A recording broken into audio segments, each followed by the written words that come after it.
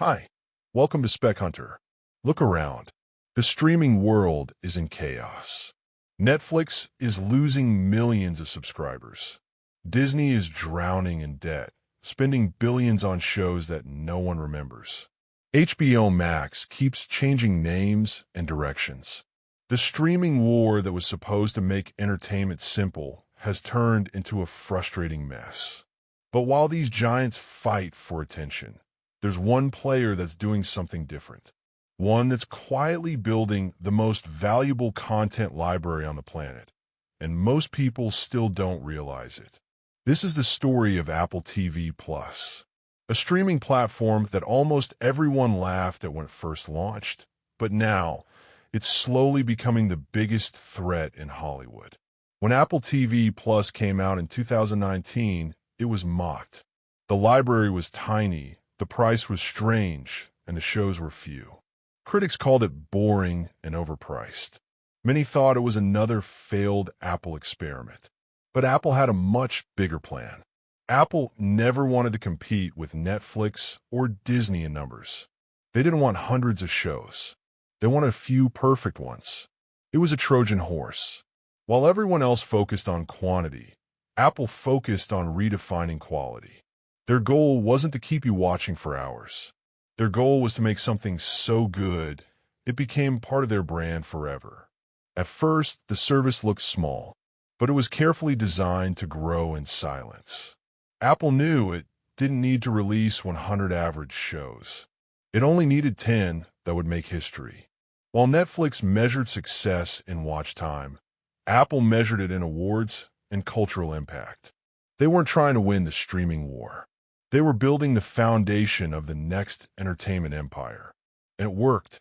Apple TV Plus started to produce content that stood out. Shows like Severance, For All Mankind, Ted Lasso, and Foundation didn't just look expensive. They felt meaningful. They looked like movies, not TV shows. They had care, depth, and purpose. You could tell that real filmmakers were behind them. That's because Apple was giving creators something no one else was: total freedom and massive budgets. Take Foundation, for example, a story that Hollywood called unfilmable for decades. Apple not only made it, they made it spectacular. Every frame looks cinematic. Every scene feels grand. Then there's Severance, a weird and brilliant show about corporate life that could have been simple and cheap.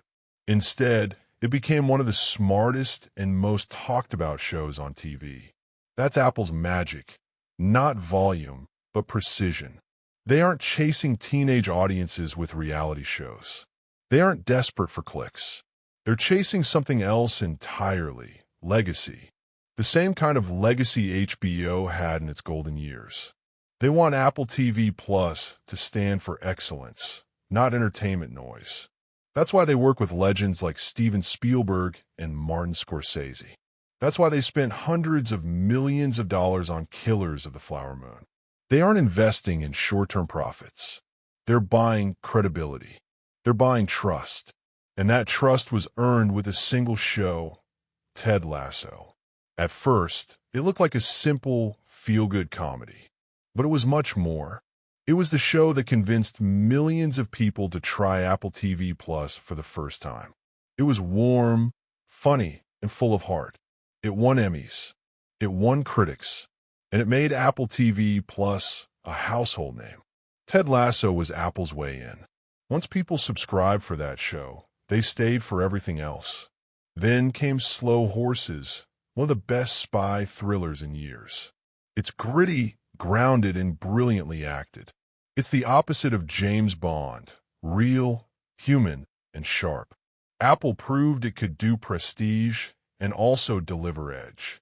Each series was different, but all shared one thing: top-tier quality. Now here's the real genius. Apple TV Plus doesn't care about hours watched. It doesn't care about binge habits. Because Apple's goal isn't to make money from the subscription. The real goal is to make Apple products feel more valuable. The streaming service is not the business, it's the feature. Think about it. When you buy a $3,000 MacBook or a $1,000 iPhone, Apple doesn't need a $10 monthly fee. They can afford to lose money on every show because what they gain is something much bigger: loyalty. The kind of loyalty that makes you buy another iPhone, another iPad, another Mac. The content is just one more reason to stay inside the Apple world. This is the part that no one else can copy. Netflix relies entirely on subscribers. Disney needs its franchises to survive. HBO needs its corporate owners to keep spending. But Apple doesn't need any of that. It already owns the devices you use to watch the shows. The streaming service is just another part of the ecosystem, a small piece of a massive puzzle. So while the rest of the industry cuts budgets and cancels projects, Apple keeps moving forward, quietly and confidently.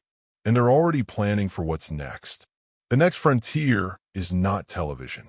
It's something much bigger.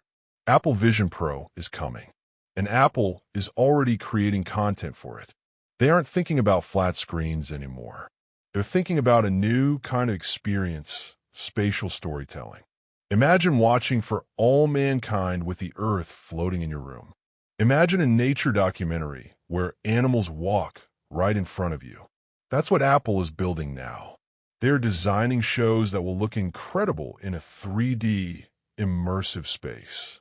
Something that won't even make sense on a regular TV. This is how Apple plans years ahead. While other platforms fight over old reruns, Apple is inventing the next form of entertainment. The streaming war isn't about who has the biggest library anymore. It's about who has the deepest connection with the audience. Apple already owns that connection.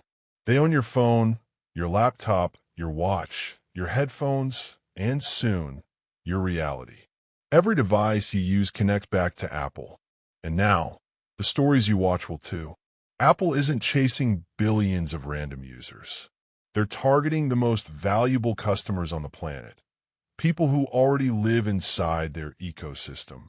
The people who buy iPhones and MacBooks every year. The ones who want the best of everything.